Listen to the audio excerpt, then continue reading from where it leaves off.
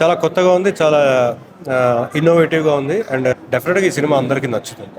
And father son sentiment తోటి ఈ cinema అందరినీ ఆదరిస్తుందని నాకు చూసి ఏదో చిన్న మూవీ ఏదో నార్మల్ ఉంటుంది అని అనుకున్నా, కానీ లోపలికి వెళ్ళిన తర్వాత ఆ మూవీ లైక్ ఆ పాటలు కానీ అసలు హార్ట్కి టచ్ అయినది.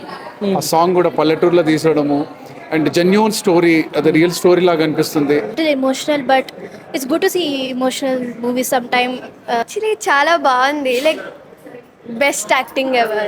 చాలా బాగుంది. పిల్లల నుంచి పెద్దల వరకు అందరూ చూడదగ్గ మూవీ చేశారు. డెఫినెట్లీ ఎమోషనల్ మూవీ అండి, కానీ సేమ్ టైం కామెడీ కూడా ఎంజాయ్ చేస్తారు. అందరూ ఎమోషనల్ గురించి మాట్లాడుతున్నారు కానీ కామెడీ కూడా చాలా బాగుంటుంది. నాకైతే చాలా కూల్ గోయింగ్ మూవీ లాగా అయితే అనిపించింది. బట్ ఆ హీరో యాక్టింగ్ కానీ ఆయన చేసే వాటికి చాలా బాగుంది మూవీ. అయితే ఎక్స్పెక్టేషన్స్ అయితే చాలా మించాయి.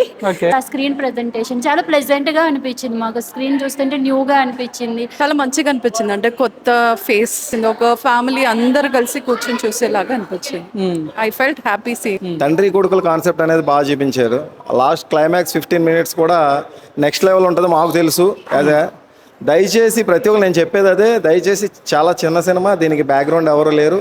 దయచేసి థియేటర్కి రండి, 12th రిలీజ్ అవుతుంది.